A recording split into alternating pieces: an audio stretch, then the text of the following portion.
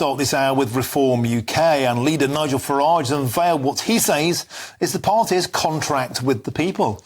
Reformers pledge to freeze immigration, scrap net zero targets, reform public services and will raise the minimum threshold of income tax to £20,000 a year. Now, Mr Farage stated Reform UK plans to restore trust in politics. Well, our political editor Chris Hope has spent the day with Reform UK in Merthyr Tydfil. The sun is finally shining on you there, Chris.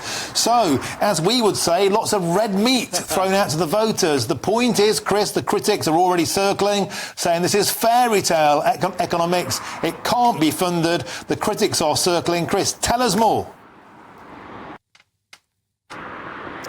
That's right. Hi, Martin. That's right. Well, I think in a sense, he's like in Jaws when you have, I think Brody just throwing over some chum into the water and see which sharks start to circle. There's no question. This document, this contract with you. Reform UK is to me like a Tory party manifesto on steroids. But earlier I did speak afterwards to Nigel Farage and asked him what is the end game, and he was very clear. He thinks he can bring over some Tory MPs to join the Reform Party. He even named Rees-Mogg and Suella Braverman. Here's what I had to say. There isn't a Tory party. There isn't one. Come on. There isn't one. There is a Tory party. And Suella Braverman wants to marry me politically, and David Cameron says he shouldn't go near me, and Lord Heseltine thinks I'm like Oswald Mosley. Yes or no to GBNews viewers, will you ever be a member of the Tory party? I think it's extremely unlikely. It's not a no then. Oh, goodness me. These are the Westminster games you all play. My ambition... I'm at GBNews. I'm playing Westminster games. My ambition is for this party to establish a beachhead, right, into Parliament, and to use that to build a mass movement over the course of the next 5 years. I don't think the Conservative Party will reform itself. There are people in there that are friends of mine who I'm close to. I very much hope they come and join me. Who are they? Well, you know who they are. I mean, they're, Okay. I mean, Suella and people like Jacob, they're in the wrong party. There you have a list of people who Nigel Farage is targeting, but he's got a long way to get there. He's got the election in 2.5 weeks' time, give or take.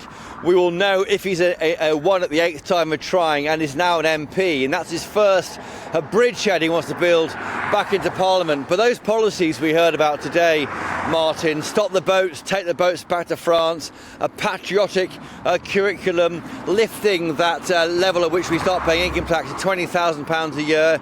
Farage told me that was to try and get people away from relying on benefits, make work pay.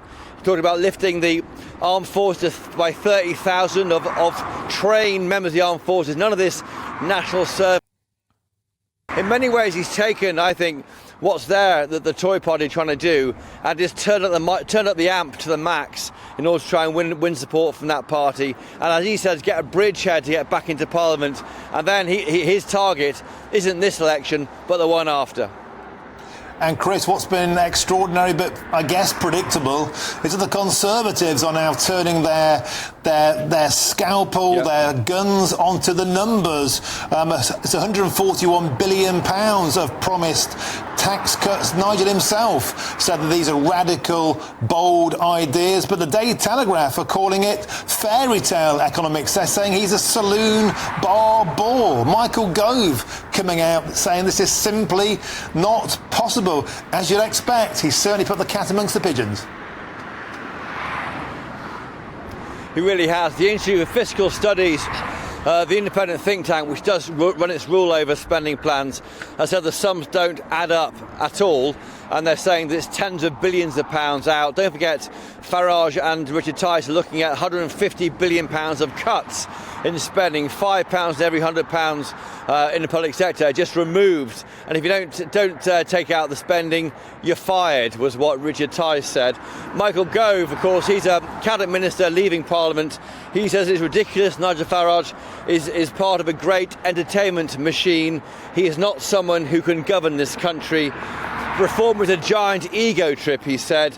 not a serious programme of alternate change. And the Tory spokesman has been saying this afternoon, a vote for reform risks delivering an unaccountable Labour majority. And that would hand Keir Starmer a blank cheque to raise your taxes. The Tory party has its eyes trained firmly on Labour because they know the damage that Farage can cause if reform starts to take off in the final 2.5 weeks of this campaign. Yeah, thank you, Chris Hope. Politics in the fast lane, but make sure you don't step into it. You stay safe on that hard shoulder there. Chris Hope, live from the campaign trail in Merthyr Tydfil, been with Nigel Farage earlier on today. Now,